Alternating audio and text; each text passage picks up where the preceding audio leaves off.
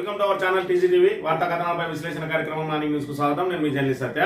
ముందుగా రాష్ట్రంలో జరుగుతున్న రాజకీయ పరిణామాలను కనుక పరిశీలించినట్లయితే కుక్కతోక వంకర అన్నట్టుగానే ఉన్నది రేవంత్ రెడ్డి పరిస్థితి. మొన్నటి రోజున సభలో తన కుటుంబ సభ్యులను కూడా నీచంగా దూషిస్తా ఉన్నారు. మరి మీ కుటుంబ సభ్యులను ఇదే విధంగా దూషిస్తే మీకు ఎలా ఉంటుందని చెప్పి నీతి వ్యాఖ్యలు వలికిన రేవంత్ రెడ్డి 24 గంటలు గడవక ముందే మళ్ళీ బూతులకు తెరలేపిండు. నిన్నటి రోజున స్టేషన్ గన్పూర్ లో ఏర్పాటు చేసిన కార్యక్రమంలో హరీష్ రావు ఏదైతే కేసీఆర్ జాతిపిత అని చెప్పి సంబోధించిండో, ఆయన జాతిపిత కాదు తాగుబోతు అని చెప్పి నీచమైన వికృతమైన చిల్లర భాష దిగజాడు వ్యాఖ్యలు చేసి మరోసారి తన డొల్లతనాన్ని బయట పెట్టుకున్నాడు మరి ముఖ్యమంత్రి రేవంత్ రెడ్డి. ఇప్పటికే మరి ఇక్కడ ఏదైతే ఈ సంస్కృతికి చరమగీతం పాడాలని చెప్పి గొప్ప గొప్ప సూక్తులు చెప్పిండు అసెంబ్లీ సాక్షిగా. మరి ఇక్కడ ప్రజలందరూ కూడా చూస్తా ఉన్నారు ఆయన బహిరంగ సభను కూడా. మరి ముందుగా అసలు దీన్ని మొదలు పెట్టిందే రేవంత్ రెడ్డి. మరి ఆపేయాలంటే కూడా ముందు రేవంత్ రెడ్డి ఆపాలని చెప్పి ఒకవైపు ప్రతిపక్షాలు మరి ఇక్కడ పెద్ద ఎత్తున విమర్శలు చేస్తున్నా కూడా అయినా కూడా ఆయన బుద్ధి మాత్రం మారలేదు.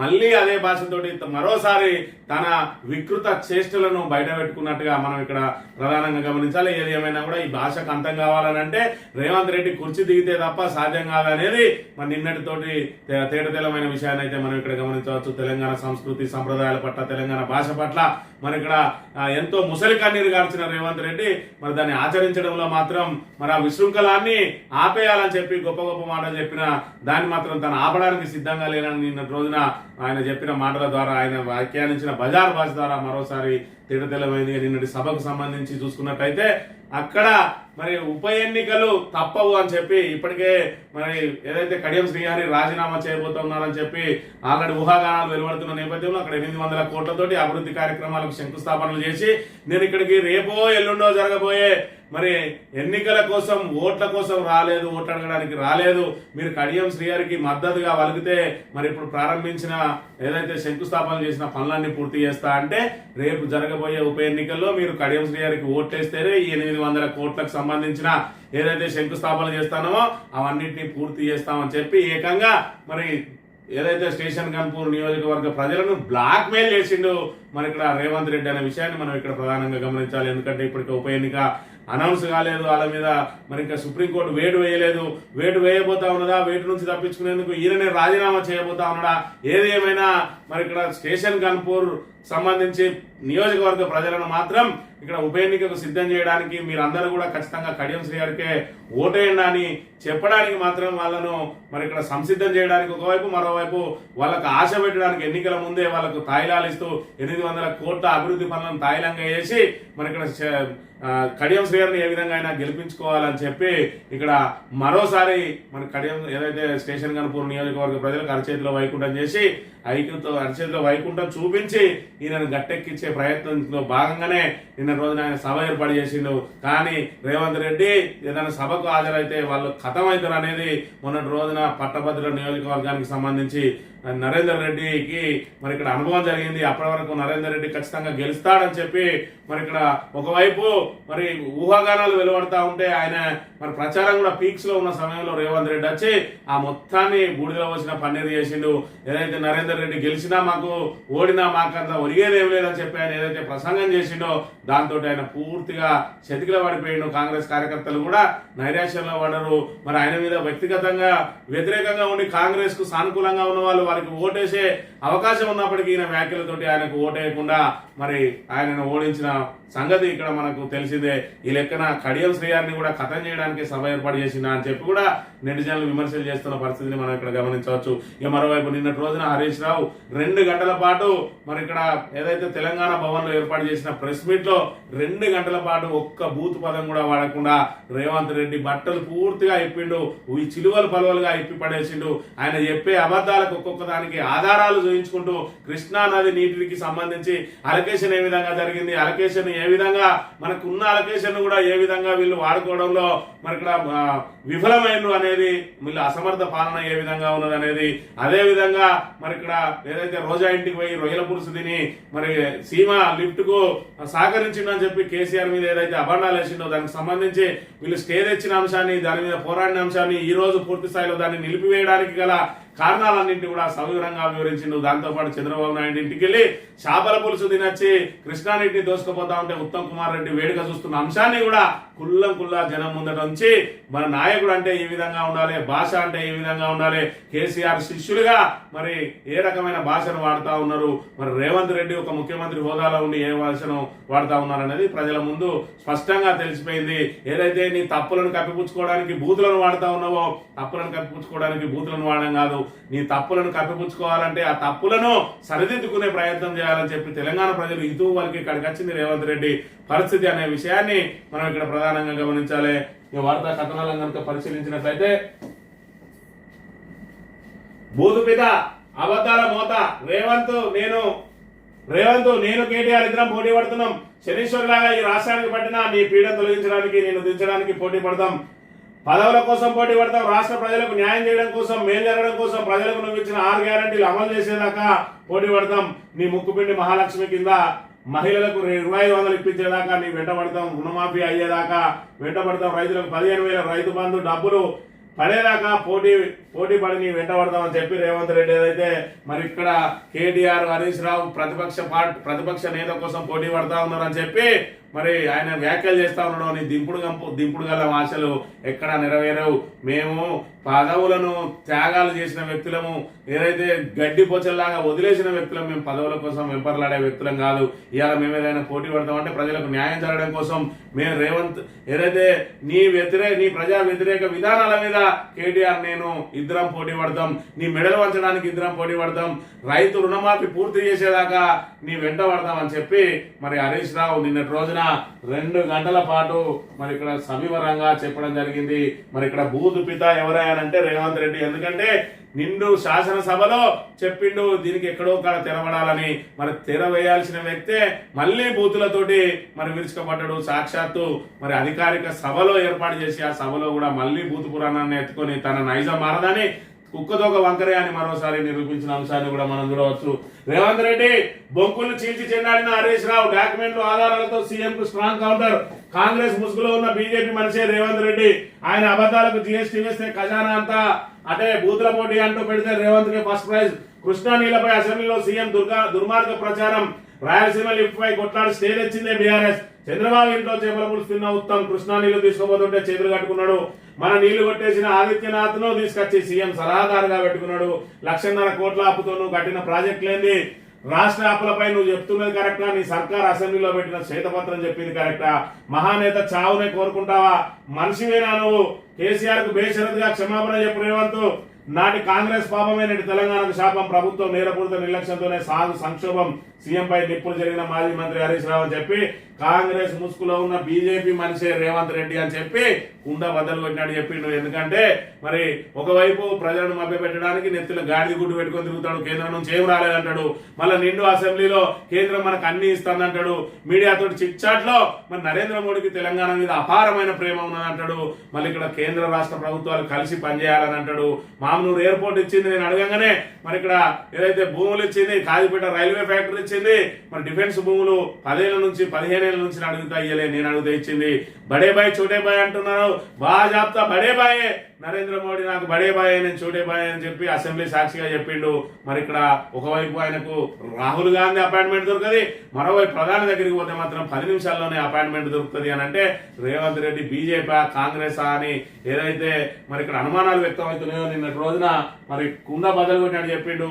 కాంగ్రెస్ లో ఉన్న బీజేపీ మనిషి రేవంత్ రెడ్డి అని చెప్పి అందులో భాగంగానే మీనాక్షి నటరాజన్ ను తీసుకొచ్చి పెట్టి ఇప్పుడు ఎక్కడికక్కడ వాళ్ళని కట్టడి చేయడానికి ప్రయత్నం చేస్తా ఉన్నది. అదేవిధంగా కొత్త జిల్లాలకు ఇంతకుముందు రేవంత్ రెడ్డి ఉమ్మడి జిల్లాలకు ఎవరైతే ఇన్ఛార్జ్ మంత్రులను పెట్టిందో ఇప్పుడు కొత్త జిల్లాకు ఇన్ఛార్జ్ మంత్రిని పెట్టాలని, అదేవిధంగా మరి ఇక్కడ డిసిసి అధ్యక్షులకు కూడా మరి ప్రాధాన్యత కల్పించాలని డిసిసి అధ్యక్షులు సూచించిన వారికే నామినేటెడ్ పోస్టులు ఇవ్వాలని చెప్పి మరి రకంగా డిసిసిలను బలోపేతం చేసి పార్టీని బలోపేతం చేసి ఎక్కడి వాళ్ళు అక్కడ పార్టీకి విధేయులుగా ఉండే విధంగా, అదేవిధంగా ఎమ్మెల్యేలను ముఖ్యమంత్రి ఇంటికి వెళ్లకుండా మంత్రుల ఇంటికి వెళ్లకుండా కట్టడి చేసి మరి ఎక్కడి వాళ్ళని అక్కడ కాంగ్రెస్ కు చట్రబంధంలో ఇరికించిన తర్వాత రేవంత్ రెడ్డిని తప్పించడం కోసం మరి ఇక్కడ ఒకటి ప్రయత్నాలు జరుగుతూ ఉన్నాయనే విషయాన్ని మరి రేవంత్ రెడ్డి గ్రహించింది కనుకనే బట్టి విక్రమార్క మీద 20% కమిషన్ ను మరి ఏదైతే కాంట్రాక్టర్లు ఆరోపణలు చేస్తా ఉన్నారో, ప్రతిపక్షాలు ఆరోపణలు చేస్తా ఉన్నారో దానికి ఆమోద ముద్ర వేయడం కోసం సచివాలయంలో వాళ్ళతో ధర్నా చేయించిందని చెప్పి కూడా ఆరోపణలు వెలువడుతున్న పరిస్థితిని మనం ఇక్కడ చూడవచ్చు. ఇక 1000 ఎలుకలు తిన్న పిల్లి తీర్థయాత్రకు పోయిందన్న చందంగా రేవంత్ రెడ్డి తీరున్నది. ఆయన సర్కారు కాంగ్రెస్ చేసిన పాపాలను కేసీఆర్ పై నెట్టేందుకు దుర్మార్గంగా ప్రయత్నిస్తున్నాడు. రేవంత్ ప్రతిపక్షంలో ఉన్నప్పుడు అబద్ధాలు చెప్పి అధికారంలోకి వచ్చినాం, ఇప్పుడు అవే అబద్ధాలతో పాలన సాగిస్తున్నాం అని చెప్పి మరి ఈయన రేవంత్ రెడ్డి వ్యాఖ్యలు మొన్నటి రోజున అసెంబ్లీలో చూసుకున్నట్టయితే అబద్ధాలు మరి ఆడితే అబద్ధాల మీద జిఎస్టీ వేస్తే మరి వాళ్ళు కట్టలేకపోతారు అని చెప్పి అబద్ధాల గురించి రేవంత్ రెడ్డి మాట్లాడుతూ ఉన్నాడు. ఆయన నోరిప్పితే అబద్ధాలు, ఆయన నోటి నుంచి వచ్చేది ప్రతిదీ అబద్ధమే. మరి ఇక్కడ ఆల్రెడీ మేము రుణమాఫీ చేసేసినామంటాడు. నిన్నటి సభలో చూసుకున్నట్టయితే మరి ఇక్కడ ఏదైతే అక్కడ మరి కేసీఆర్ ప్రభుత్వం కనుక చేసిన అప్పులకు నేను 1,53,000 కోట్ల రూపాయలు ఇక్కడ వడ్డీ కట్టిన అసలు కట్టిన అని చెప్పి అది సంఖ్య రోజు రోజుకు మారుతూనే ఉంటది. మరి 3 నెలల కింద చేసిన రోజు 75,000 కోట్లు అన్నాడు. ఇవాళ చూసుకున్నట్టయితే మళ్ళీ 1,50,000 కోట్లు 1,53,000 కోట్లు అవి కనుక భారం నా మీద పడకపోయి ఉంటే మొత్తం 30 లక్షల మందికి 5 లక్షల చొప్పున ఇందిరా మిల్లు కట్టించడం అంటాడు. 75 లక్షల మందికి 2 లక్షల రుణమాఫీ చేసేటోని అంటాడు. అంటే ఇప్పుడు రుణమాఫీ చేయలేదని చెప్పి సాక్షాత్తు ఆయననే మరి ఒప్పుకున్న పరిస్థితిని కూడా మనం ఇక్కడ చూడవచ్చు. మరి ఇక్కడ డాటా లేకనే సీఎం డర్టీ డైవర్షన్ అని చెప్పి మరి ఏదైతే చెప్పిండో దానికి సంబంధించి నిన్న రోజున హరీష్ రావు మరి ఇక్కడ ఏదైతే రేవంత్ రెడ్డి బూతులతో ఏ విధంగా మాట్లాడతాడో, అసలు బూతులు లేకుండా కూడా రాజకీయ నాయకుడిని ఏ రకంగా విమర్శించవచ్చు అని చెప్పి మరి ఇక్కడ హరీష్ రావును చూసి, కేటీఆర్ ను చూసి, కేసీఆర్ ను చూసి నేర్చుకోవచ్చు. మరి ఇక్కడ కేసీఆర్ మాట్లాడే మాటలను బూతులుగా మరి ఇక్కడ దాన్ని చిత్రీకరించడానికి అనేక ప్రయత్నాలు చేస్తా ఉన్నది కాంగ్రెస్ పార్టీ.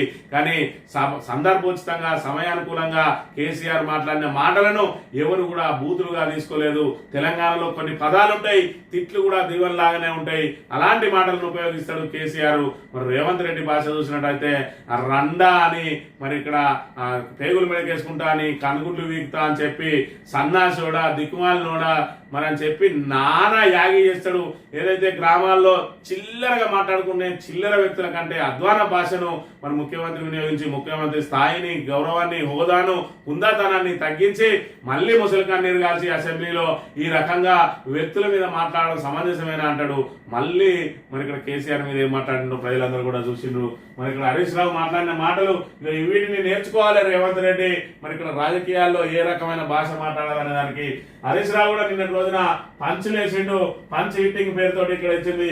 బూతు పిత రేవంత్, తెలంగాణ జాతి పిత కేసీఆర్. అడ్డమైన భాషకు, అడ్డగోల అబద్ధాలకు ఆద్యుడు రేవంతే. మేము డాటాను నమ్ముకుంటే ఆయన డట్టీని నమ్ముకున్నాడు. బూతులు మాట్లాడండి ఆయనకు బువ్వ నోట్లోకి పోదు కావచ్చు. అందాల పోటీలాగా తిట్ల పోటీలు పెడితే రేవంత్ కి ఫస్ట్ ప్రైజ్. నువ్వు రాహుల్ సెక్యూరిటీ లేకుండా అశోక్ నగర్ రండి, నిరుద్యోగులు మీ వీపులు సాగు చేస్తారు. 100 ఎలుకలు తిన్న పిల్లి సాకారి అన్నట్టుగా ఉంది రేవంత్ వ్యవహారం. కృష్ణా మిల్లును కేసీఆర్ ఆంధ్రప్రదేశ్ కు రాసిచ్చినట. రేవంత్ నోటికి ఏమన్నా అద్దుపత్తున్నదా? కాజిపేట కోచ్ ఫ్యాక్టరీ జూలైలో శంకుస్థాపన జరిగితే డిసెంబర్ లో సీఎం అయిన రేవంత్ నేనే తెచ్చినా అంటున్నాడు. నవ్వాలన్నా ఏడవన్నా?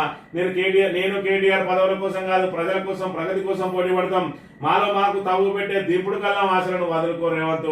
బీఆర్ఎస్ లో అందరిది ఒకే మాట ఒకే మాట, మేము కేసీఆర్ సైనికులం అని చెప్పి ఎంత హుందాగా, ఎంత నిబద్ధతతోటి, ఎంత మరి మీ ప్రజా వ్యతిరేక విధానాలను, మరి మీ చేతగంతనాన్ని, మీ అసమర్థతను ఒకవైపు వివరిస్తూనే మీ భాషను ఏ రకంగా వ్యతిరేకించిందో మీ మీద ఒక్క బూతు మాట మాట్లాడకుండా 2 గంటల పాటు మరి ఇక్కడ ప్రెస్ మీట్ లో మాట్లాడిన మాటలు తెలంగాణ సమాజం అంతా గమనించింది. వాళ్ళు బేరేజ్ వేసుకుంటారు. మరి మీరు మాట్లాడేదేందో, ఆయన మాట్లాడేదేందో. నేను బూతు పిత అన్నాడు అంటే నువ్వు బూతులు మాట్లాడతావు కాబట్టి, కానీ జాతి పిత అని చెప్పి కేసీఆర్ అంటే నీకు వచ్చిన నష్టం ఏందో మరి ఇక్కడ చెప్పాలి. ఉచితాలు ఇస్తారు, జీతాలు ఇవ్వలేరా? నాడు హామీలు, నేను బెదిరింపుల కాంగ్రెస్ సర్కార్ తీరుపై ఉద్యోగుల మండిపాటు. 2 గంటలు ఎక్కువ పని చేస్తే మరో 2 ఉచితాలు పెంచుతారు తప్ప మమ్మల్ని రేవులో ముంచబోరన్న గ్యారంటీలు ఉన్నదా? 6 గ్యారంటీలు ఇస్తారనుకున్నాము కానీ 6 డిఏలు పెండింగ్ లో పెడతారనుకోలేదు. ప్రజాపాలన అంటే ఉద్యోగులను ముంచడమా? ఏరి కోరి తెచ్చుకున్నామో కూడా ఎగిరెగిరి తగినట్లున్నది. మేము కోరికలు కాదు, హక్కులు అడుగుతున్నాం అని చెప్పి మరి ఇక్కడ ప్రభుత్వ ఉద్యోగులను ఇంత మోసం చేస్తారా? హామీలు ఇచ్చినప్పుడు రాష్ట్ర ఆర్థిక పరిస్థితి తెలియదా? అధికారం చేపట్టాక మోసం చేద్దాం అనుకున్నారా? కాంగ్రెస్ సర్కార్ తీరుపై ఉద్యోగుల మండిపాటు, చేతగాకపోతే దిగిపోండి అంటూ హెచ్చరికలు, నాడు హామీలు ఉన్నది బెదిరింపులా అని చెప్పి, ఉచితాలు ఇస్తారు కానీ జీతాలు ఇవ్వాలని అని చెప్పి మొన్నటి రోజున మరి ఏదైతే ప్రభుత్వ ఉద్యోగులు తమ డిఏలు తమ పెండింగ్ బిల్లులు ఇవ్వాలని చెప్పి ముఖ్యమంత్రి విజ్ఞప్తి చేసిందో, ఈ సందర్భంగా ఆయన అసెంబ్లీ సాక్షిగా కూడా మాట్లాడి మీకు 1 తారీఖు జీతాలు ఇవ్వడానికే మేము అపసోపాలు పడతా ఉన్నాం, దయచేసి జీతాలు తీసుకొని పనిచేయండి, ఇతర వేవి కూడా మమ్మల్ని అడగద్దు అని ఏదైతే చెప్పిండో, మరి ఇక్కడ దీనికైనా మీరు ఎక్కింది, చేత కాకపోతే దిగిపోండి, మరి ఇక్కడ మీకు ఉచితాలు ఇవ్వడానికి మరి వెళ్తాయి కానీ మా డబ్బులు మాకు ఇవ్వడానికి మాత్రం మీకు మనసు రావడం లేదా, మీకు వెళ్ళడం లేదా? ఈ ఎన్నికల ముందు ఏం చెప్పిండ్రు?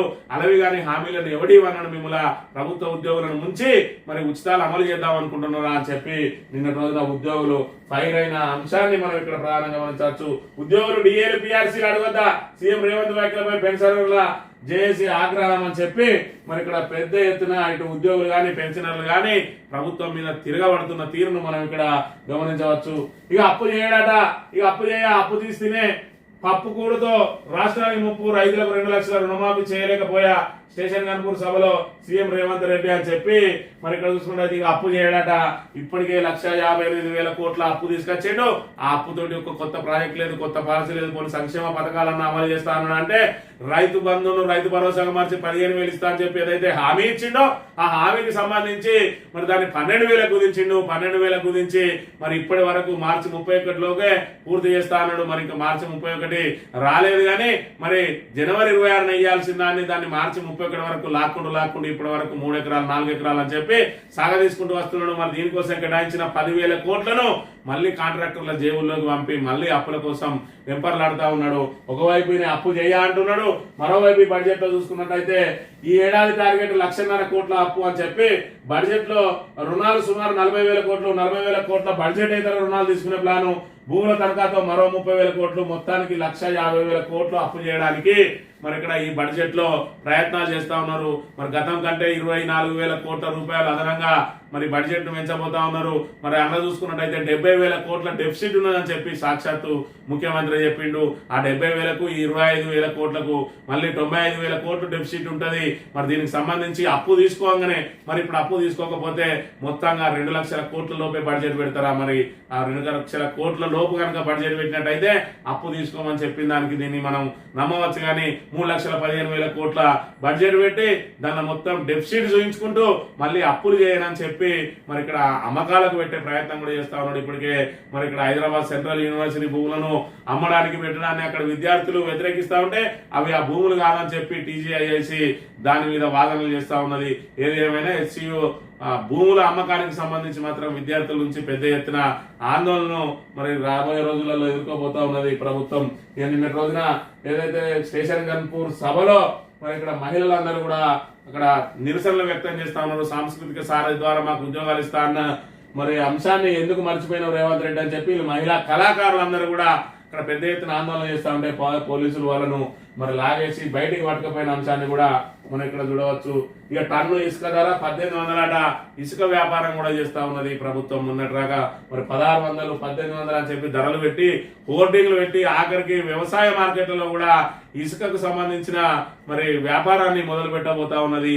మరి ఇంత హీన స్థితికి చేరింది ప్రభుత్వ పరిస్థితి. ఆదాయం రావడం లేదంటే హైడ్రా లాంటి సంస్థలు తీసుకొని వచ్చి రియల్ ఎస్టేట్ ను కుదేలు చేసి పూర్తిగా మరి తెలంగాణ ఆదాయాన్ని కుప్పగోల్చి ఇవాళ అస్తవ్యస్త విధానాలతోటి మరోవైపు ఇక్కడ కాళేశ్వరాన్ని ఎండబెట్టి పూర్తిగా మరి గోదావరిని ఎడారిగా మార్చడంతో ఇక్కడ వ్యవసాయ రంగం కూడా పెద్ద ఎత్తున దెబ్బతింటా ఉన్నది. వ్యవసాయ రంగం దెబ్బతింటే దానికి అనుబంధ పరిశ్రమలన్నీ కూడా దెబ్బతినే అవకాశం ఉంటుంది. తద్వారా పూర్తిగా ఆదాయం కోల్పోయే అవకాశం ఉంటుంది. అయినప్పటికీ కూడా కక్ష సాధింపులో భాగంగా మరి కేసీఆర్ మీద బదనాం చేయడానికి, బీఆర్ఎస్ ను బదనాం చేయడానికి కంకణం కట్టుకున్న రేవంత్ రెడ్డి నిన్నటి రోజున కూడా కాళేశ్వరం కూలేశ్వరం అంటాడు.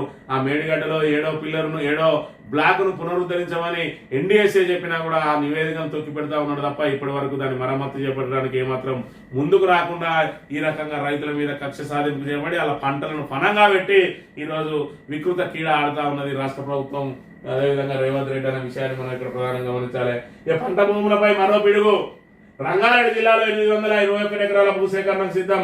రైతుల అభ్యంతరాలను పట్టించుకోకుండా నోటిఫికేషన్ జాబితాలో 113 ఎకరాల అసైన్డ్ భూదాన్ భూములు మొండిగౌరిపల్లి పారిశ్రామిక వాడ కోసమేనన్న ప్రభుత్వం అని చెప్పి మరి ఎక్కడ పడితే అక్కడ భూములన్నింటి కూడా సేకరిస్తా ఉన్నాడు. దీని వెనుక కూడా ఏమైనా కుట్ర దాగి ఉన్నదా ఒకసారి ఆలోచించాలి. ఎక్కడ కూడా ఇప్పటి వరకు పరిశ్రమలు వచ్చిన పాపాన పోలేదు, కానీ భూములు అయితే అన్ని సేకరిస్తా ఉన్నాడు. ఈ భూములను మళ్ళీ వేలం వేస్తారా ఏందని కూడా మరి ఇక్కడ రైతులందరూ కూడా మరి పూర్తి స్థాయిలో వాళ్ళు అనుమానాలు వ్యక్తం చేస్తున్న పరిస్థితులను మనం గమనించవచ్చు. ఎందుకంటే గత ప్రభుత్వం ఫార్మాసిటీ కోసం 14,000 ఎకరాలను మరి ఇక్కడ సేకరిస్తే ఆ 14,000 ఎకరాలను ఇప్పుడు ఫోర్త్ సిటీ పేరుతోటి రియల్ ఎస్టేట్ గా మార్చే ప్రయత్నాలు చేస్తా ఉన్నది. దానికి అదనంగా మరో 16,000 ఎకరాలను సేకరించి 30,000 ఎకరాలతోటి ఫోర్త్ సిటీని నిర్మాణం చేస్తామంటున్నారు. మళ్ళీ ఇక్కడ పారిశ్రామికల వాడల పేరుతోటి ఇవి తీసుకొని ఎక్కడికక్కడ రియల్ ఎస్టేట్ వెంచర్లు చేసినా చేయొచ్చు. ఎందుకంటే ప్రభుత్వానికి ఆదాయం లేదు కాబట్టి రైతుల పొలాలను గుంజుకొని రియల్ ఎస్టేట్ ద్వారా ఆదాయం సంపాదించే మార్గాలను ఏమైనా అన్వేషిస్తున్నదో చూడాలి. తెలంగాణ దినపత్రిక విషయానికి వస్తే రాష్ట్రానికి ఆదాయం తగ్గింది, అంచనాల తగ్గట్టు వస్తలే, అప్పుల ఊబిలో చిక్కుంది, కొత్త అప్పులు ఇక చేయను, రైతులు మహిళలకు మస్తు పనులు చేసిన 2 లక్షల రుణమాఫీ, 12,000 రైతు బోనస్, చట్టవాళ్లకు 500 బోనస్ ఇచ్చిన, మహిళలకు కోటేశ్వర్లు చేసిన, ఎన్నడు చేసినవయ్యా, ఆడబిడ్డలకు ఏడాది 2 చీరలు పెట్టినా ఒక్క చీర కూడా ఇదివరకు గతి లేదు, నిరుద్యోగుల సమస్య లేకుండా చేసిన, ఇంత చేస్తే నా మీద ఎందుకు కోపం అని చెప్పి పాపం ఆయన ఏం మాట్లాడుతా ఉన్నాడు అంటే ఆల్రెడీ వీళ్ళు కాగితాల మీద ఏది రాసుకుంటే అది జనాలకు అందిన కింద లెక్క. మరి ఇక్కడ ఆ 1000 బస్సులు ఇచ్చిందట మొత్తం మహిళలందరూ కోటీశ్వర్లు అయిన 1,000,000 మంది మహిళలకు 1000 బస్సులు ఇస్తే 1,000,000 మంది కోటీశ్వర్లు ఏ విధంగా అవుతారో రేవంత్ రెడ్డికి తెలవాలి. 2,500 ఇవ్వడానికి గతి లేదు, కానీ మహిళలను కోటీశ్వరులను చేస్తా అంటాడు. 15,000 ఇస్తా అన్న రైతు భరోసా 12,000 కుదించి ఒకటేమో ఒక సీజన్ ఎగ్గొట్టిండు, మిగతా వాళ్ళకి ఇప్పటి వరకు పూర్తి స్థాయిలో రైతు భరోసా రాలేదు. రుణమాఫీ ఆయననే చేసిన అంటాడు, మళ్ళీ ఆయననే చేయలేదు అంటాడు. దానికి కారణం గత ప్రభుత్వం అంటాడు, గత ప్రభుత్వం చేసిన అప్పులు అంటాడు. అప్పుల మీద కూడా 6 లక్షలు అంటాడు, 7 లక్షలు అంటాడు, నిన్నటి రోజున 8 లక్షలకు వేయండు. మరి పోతా అంటే ఈయన చేసే అప్పులన్నీ కూడా బీఆర్ఎస్ కే కలుపుకుంటా పోతాడా? మరి ఇక్కడ ప్రభుత్వం అధికారికంగా లెక్కల ప్రకారం మాత్రం 4,15,000 కోట్లు మరి ఇక్కడ బీఆర్ఎస్ ప్రభుత్వం అప్పు చేసిందని చెప్పి వాళ్ళేమో శ్వేతపత్రం విడుదల చేస్తారు. ఈయన నోటికొచ్చింది మాట్లాడుకుంటూ పోతాడు. ఇంకా అబద్ధాలకు జిఎస్టీ అయితే బీఆర్ఎస్ అబద్ధాలు ఆడతాయని చెప్పి ఒక అబద్ధమే ఇంకో అబద్ధం గురించి అబద్ధం ఆడితే మరి ఏ అబద్ధాన్ని మనం అబద్ధం అనుకోవాలనో ఈ రోజు మరి తెలంగాణ ప్రజలు తీర్చుకోలేరు అనుకుంటున్నాం. కానీ ఖచ్చితంగా లెక్క తేలుస్తారనే విషయాన్ని ఇక్కడ రేవంత్ రెడ్డి గ్రహించాలి. ఇందిరమ్మ రాజ్యంలో ఎమర్జెన్సీ 6 గ్యారంటీలను అటకెక్కించిన కాంగ్రెస్, 7వ గ్యారంటీకి గోలిగట్టిన సీఎం రేవంత్. ఓయూ క్యాంపస్ లో ఆందోళనపై నిషేధం, సీఎం నిరంకుశ వైఖరిని ఇప్పటికైనా మార్చుకోవాలి, నియంత పాలనకు గుణపాఠం తప్పదు. ఎక్కడనైనా నియంత పాలనకు గుణపాఠం తప్పదు. పోలీసులను అడ్డం పెట్టుకొని ఎవరైతే పరిపాలన చేస్తారో ఖచ్చితంగా అదే కారణంతో వాళ్ళు నిండా మునిగిపోక తప్పదు. ఇక్కడ మంత్రిలో చూసుకున్నట్టయితే అదే పోలీసు రాజ్యం నడుస్తా ఉన్నది. పోలీసులతోటి నియంత పాలన 2014 పూర్వం ఏ విధంగా అయితే ఉన్నదో అదే విధంగా ఇక్కడ కూడా పోలీసులను అడ్డం పెట్టుకుని ప్రతిపక్షాల గొంతు నొక్కడానికి అక్రమ కేసులు పెట్టిస్తూ మరోవైపు వాళ్ళ అనుచరుల ఆగడాలైతే అంతా ఇంత కాదు. ఇక దోచుకోవడానికి కాదేది అనర్హం అన్న విధంగా యథావిధిగా దోపిడీకి చేస్తూనే ఉన్నారు. ఆ దోపిడీని ప్రశ్నించిన, వాళ్ళ విధానాలను ప్రశ్నించిన వాళ్ళ మీద మాత్రం కేసులు పెట్టడానికి పోలీసులు సిద్ధంగా ఉన్నారు. మరోవైపు పోలీసులు అని అంటే మరి ఇక్కడ శాంతి భద్రతను అదుపు చేయడానికి ఉన్నామని అనుకుంటలేరు. కాంగ్రెస్ ఏది చెబితే గది చేయడానికి ఉన్నామని చెప్పి మరో కాంగ్రెస్ పార్టీ కార్యాలయాలుగా మారిపోయినాయి పోలీస్ స్టేషన్లు మంత్రిలో. మరి ఈ విధంగా ఏ రకమైన మరి రాక్షస రాజ్యం, అదేవిధంగా ఇది ఇందిరమ్మ రాజ్యమా లేకపోతే ఎమర్జెన్సీ పాలన లేకపోతే రాక్షస రాజ్యమా చీకటి పాలన, ఇక ప్రజలే తెలుసుకోవాలి. ఖచ్చితంగా ప్రజలే తిరగబడితే తప్ప మనకి ఇక్కడ రాబోయే రోజులలో మళ్ళీ మనం వెలుగులోకి వచ్చే అవకాశం లేదు. స్టేషన్ కాన్పూర్ కాంగ్రెస్ లో విభేదాలు, సీఎం పర్యటనలో మరోసారి వెలుగులోకి. నియోజకవర్గ ఇన్ఛార్జి లేకుండానే సభ కావాలని పక్కన పెడుతున్నారని ఆరోపణలు చెప్పి కడియం శ్రీహర్ రావడంతో అక్కడ ఇందిరా సాక్షి అని మహిళ మరి ఇన్ఛార్జ్, ఆమెకు సంబంధించి మరి ఆమె కనీసం ఫోటో లేదు, సభకు పిలిచింది లేదు, ఆమెను పూర్తి స్థాయిలో పక్కన పెట్టిండు. మరి ఎందుకంటే ఈయన కడియం శ్రీహరి అలా బిడ్డ ఎంపీ ఉన్నది, మరి ఇద్దరు మరి వెళ్ళిపోతే ఎట్లా అనే దాని మీద రేవంత్ రెడ్డి పూర్తిగా మరి వీళ్ళ పక్షానే ఉన్నాడు. మనకు అక్కడ ఒక ఇన్ఛార్జ్ ఉన్నారు, వాళ్ళని పిలవాలి, మాట్లాడాలి, వీళ్ళని సమన్వయం చేయాలనే ఆలోచన లేకుండా ఏకపక్షంగా పక్కన పెట్టిన అంశాన్ని కూడా మనం ఇక్కడ చూడవచ్చు.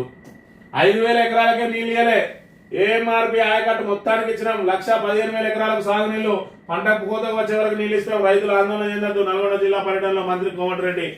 ఏదైనా మాట్లాడచ్చు, ఎందుకంటే ఇలా మాటలకు ఏ విలువ ఉండదు. ఆ రోజు వరకే, ఆ క్షణం వరకే వీళ్ళు మాట్లాడే మాటను పరిగణలో తీసుకోవాలి తప్ప దాన్ని దేనికైనా అన్వయించుకుంటే అది మనదే తప్పవుతుంది. ఎందుకంటే వాళ్లకు సబ్జెక్ట్ నాలెడ్జ్ ఉండదు, హాఫ్ నాలెడ్జ్ ఫెయిల్ అని చెప్పి ఆల్రెడీ హరీష్ రావు ఈయన గురించే సార్ గురించి గొప్పగా చెప్పిండు. ఈయన ఏం మాట్లాడుతున్నా కూడా ఎవరికి అర్థం కాదు. ఆయన మాట్లాడేది భాషన కొంకనే అన్నది కూడా అర్థం కాని మరి విషయం. ఈయన మాట్లాడేది ఇది మొత్తం ఒక 5,000 ఎకరాలకే నీళ్ళు ఉన్నాయట, మొత్తం అన్నిటికి ఇచ్చిందట. మరి ఇక్కడనే నల్గొండ ప్రజలు మరి ఇక్కడ రైతు రుణమాఫీ రైతు భరోసాల మీద కూడా ఈయన నిలదీసిన పరిస్థితి. సొంత కాంగ్రెస్ పార్టీ వాళ్ళే మా పాస్బుక్లు ఇస్తాం చూసుకో అని చెప్పి సోషల్ మీడియాలో పెడతా ఉన్నారు. అయినప్పటికీ కూడా వీళ్ళు సిగ్గుమాలిన మాటలు ఇక్కడ మాట్లాడుతూ ఉంటే, ఇక్కడ చూసుకుంటే నల్గొండలో ఎండుతున్న పంటలు అని చెప్పి ఇదే పక్కనే వార్త వచ్చింది. ఉమ్మడి నల్గొండ జిల్లాలో వరి పంటలు నీళ్లు అందకపోవడంతో ఎండిపోతున్నాయి. మాడలపల్లి మండలంలో సాగ రాయకట్టు చివరి భూములు కావడంతో నీళ్లు పూర్తి స్థాయిలో రావడం లేదు. దాంతో పంటలు ఎండిపోవడంతో రైతులు ఆందోళన చెందుతున్నారు. ఎండిన పంటలకు పశువుల మీదకు వదిలేస్తున్న దుస్థితిని నెలకొంది. నీళ్ళు ఇవ్వండి సార్ అంటూ అన్నదాతలు దండాలు పెడతా ఉంటే, మరి ఇక్కడ మేము అందరికి నీళ్ళు ఇచ్చినాం అంటాను రేవంత్ రెడ్డి కదా. మేము అందరికి రుణమాఫీ చేసినాం, మేము అందరికి రైతు భరోసా చేసినాం, మేము అందరికి మరి ఇక్కడ 2,500 ఆల్రెడీ వేసేసినాం అని చెప్పిండు సాక్షాత్ రాహుల్ గాంధీ. మరి తెలంగాణ మహిళలకు ప్రతి నెల 2,500 అకౌంట్లలో పడతా ఉన్నది. ప్రతి సంవత్సరం మరి 30,000 రూపాయలు వాళ్ళకు మరి బ్యాంక్ అకౌంట్లలో పడతా ఉన్నాయని చెప్పి ఏదైతే చెప్పిండో, మరి అలాంటి అబద్ధాలు కాంగ్రెస్ అగ్రనేతనే అబద్ధాలు ఆడితే ఇక వీళ్ళని ఎవరంటారు అనేది కూడా మనం గమనించాలి. సాక్షి దినపత్రిక విషయానికి వస్తే, కేసీఆర్ పాపాల చిట్ట విప్తా 19-20 తేదీల్లో జరిగే అసెంబ్లీ సమావేశంలో బట్టబయలు చేస్తా, బీఆర్ఎస్ ప్రభుత్వంలో జరిగిన పాపాలు చెప్తా. ఇప్పటివరకు చెప్పింది ఇంటర్వ్యూల వరకే, అసలు సినిమా ముందుంది. మరి 15 నెలలు అవుతుంది. మన సామాన్య జనం కూడా అంటారు పాపాల చిట్ట ఇప్పడానికి 15 నెలలు పట్టిందా నీకు, మరి ఇక్కడ ఇప్పటి వరకు ఏం బీక్తాను అని చెప్పి మరి నీ కాంగ్రెస్ కార్యకర్తలే దమ్మని అడిగితే ఏం చేస్తావు రేవంత్ రెడ్డి? 1,00,000 కోట్లు తిన్నంటున్నావు, ఇంకా నువ్వు ప్రతిపక్షంలో ఉన్నావా? మరి సిగ్గుండాలి అసలు మాటలు మాట్లాడడానికి. అధికార పక్షంలో ఉన్నావు, దర్యాప్తు సంస్థలన్నీ నీ చేతిలో ఉన్నాయి. మరి వాళ్ళ 1,00,000 కోట్ల అవినీతిని బట్టబయలు చేయాల్సిన బాధ్యత నీకు, ముఖ్యమంత్రి పదవిలో ఉన్నావు. మరి తెలంగాణకు సంబంధించిన డబ్బులు కనుక వాళ్ళు తింటే వాళ్ళను డబ్బులకు అక్కించాల్సిన బాధ్యత నేను. మరి 15 నెలల నుంచి చేతగాంతనంతో ఏం మిక్తానో నువ్వు అని చెప్పి మరి కాంగ్రెస్ కార్యకర్తలు నిన్ను అడిగే ప్రమాదం ఉన్నది. కాబట్టి ఇప్పటికైనా మాటలు బంద్ చేయి. మాటలు బంద్ చేసి నిజంగానే అలా 1,00,000 కోట్లు ఎక్కడనే నువ్వు పట్టుకురావాలి. పట్టుకురాకపోతే ఖచ్చితంగా రాజీనామా చేయాలి. నీకు పాపాల చిట్ట ఇప్పడానికి 15 నెలల కాలం ఎందుకు పట్టింది, ఇప్పటిదాకా ఏం చేస్తున్నావు అనే విషయాన్ని కూడా మరి ప్రజలు గమనించాలి.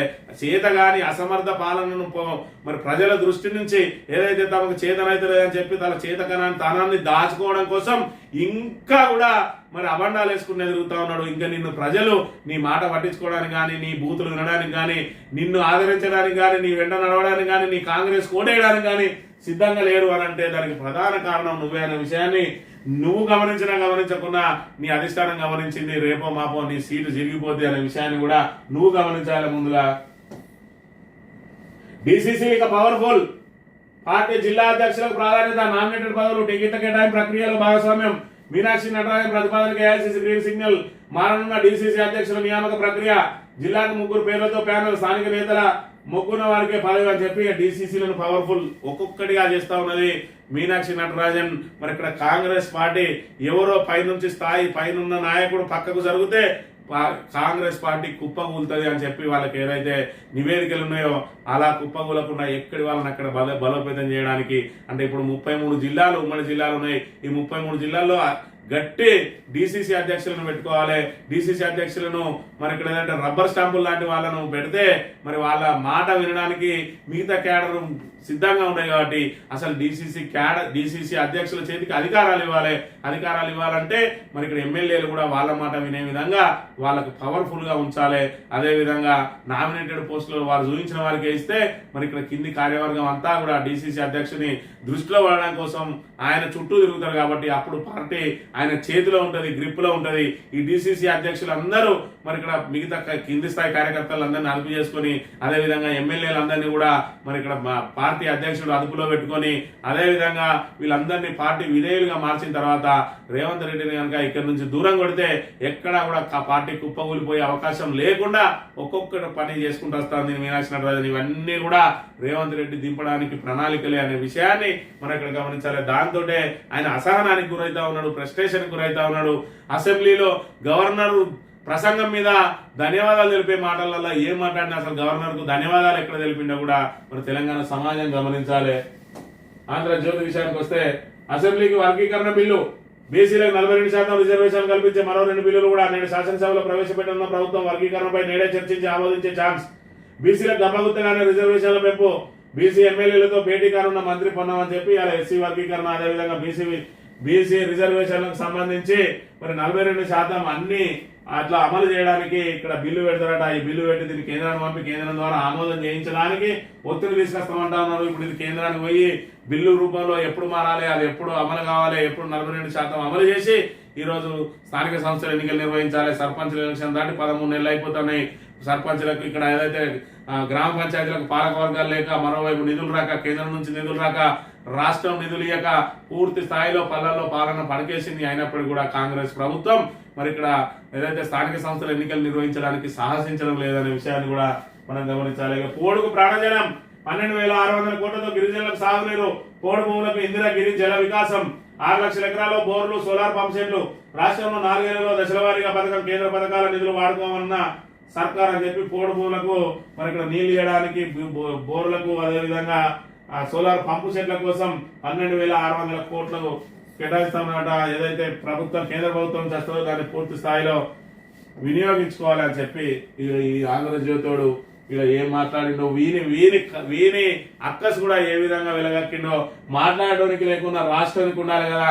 మరి ఇక్కడ ఏం మాట్లాడిండు రేవంత్ రెడ్డి, ఎవరో ముసలాయనే మాట్లాడితే దాన్ని ఏ విధంగా ప్రచారం చేస్తారని చెప్పి ఇప్పటి వరకు కూడా మరి ఇక్కడ ఏదైతే సోషల్ మీడియా మీద విమర్శలు వస్తాయో మరి ఇక్కడ ఈ వర్డ్ రాయచ్చా అనేది ఆంధ్రజ్యోతికి మరి ఆయన విచక్షణకే వదిలేయాలి. ముఖ్యమంత్రి ఏం మాట్లాడుతూ ఉన్నాడు, మరి ఇక్కడ అసెంబ్లీలో ఏం మాట్లాడిండు, ఇప్పుడేం మాట్లాడుతాడు అనే విషయాన్ని కూడా మనం ఇక్కడ ప్రధానంగా చూడాలి.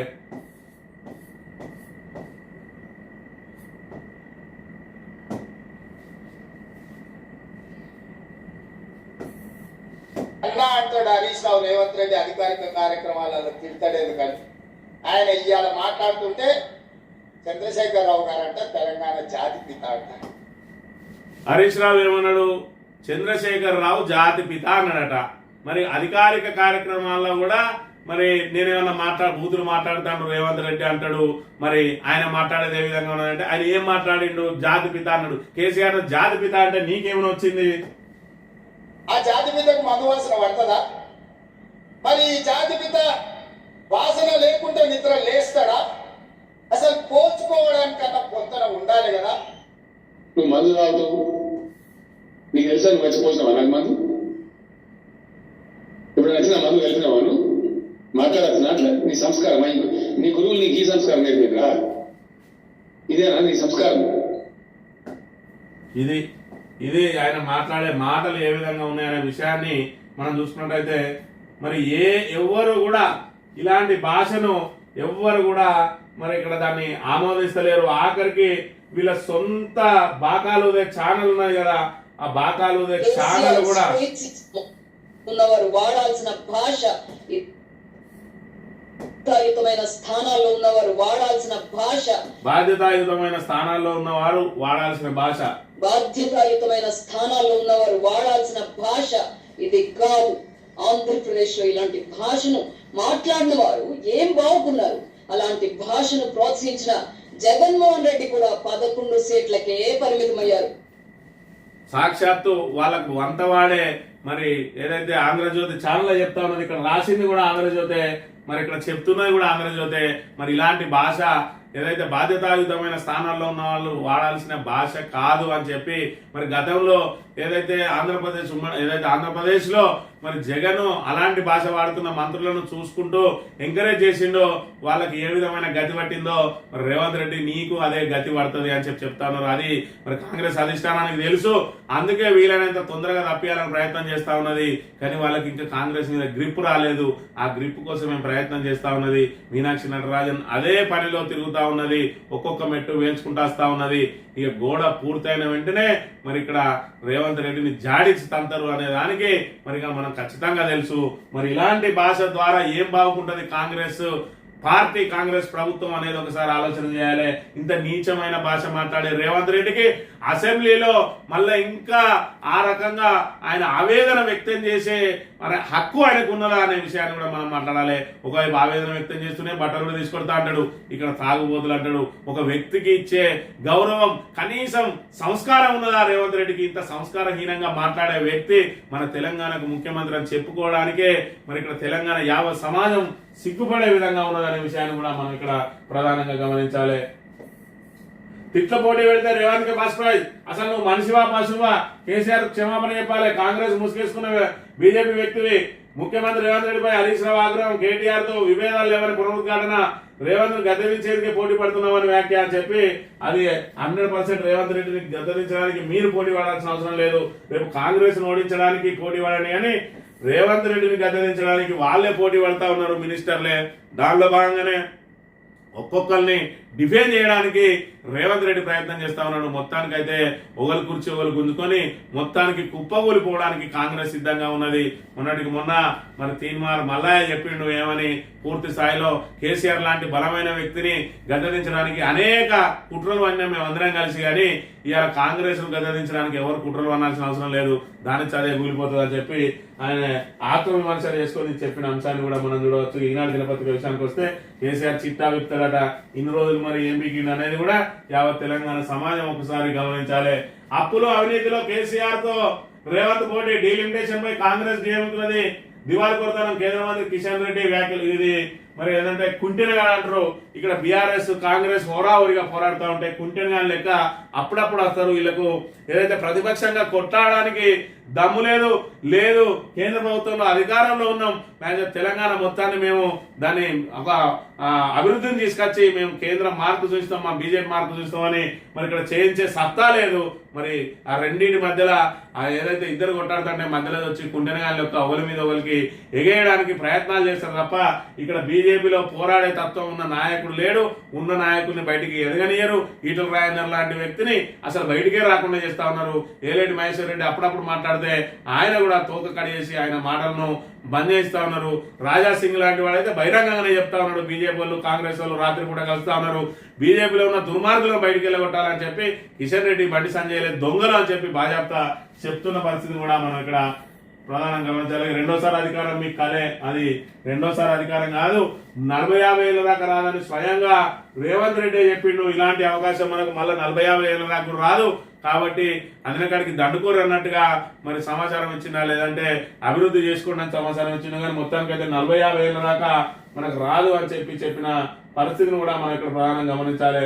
ఇక భగీరథ కష్టాలు, నిర్వహణ మరమ్మతులకు నిధుల కొరత, 650 కోట్ల ప్రతిపాదన పెండింగ్. గ్రామీణ నీటి సరఫరాకు ఇక్కట్లు. ఇది వరంగల్ జిల్లా గురిజాల్లో తాగునీటి సరఫరా కోసం నిర్మించిన బావి. దీని నుంచి నీటి ట్యాంక్ వరకు పైప్ లైన్స్ అయితే వేశారు, కానీ ట్యాంక్ అనుసంధానం చేయకపోవడంతో 40 లక్షలతో చేపట్టిన పనులు నిరూపణంగా మారాయి. ఈ గ్రామానికి మిషన్ భగీరథ ద్వారా నీరు సరఫరా కాక జనం ఇబ్బందులు పడతా ఉన్నారు. నీటి భగీరథ నిర్వహణ అదేవిధంగా మరమ్మతులు చేయలేని దుస్థితిలో ఉన్నది ఇలా కాంగ్రెస్ ప్రభుత్వం.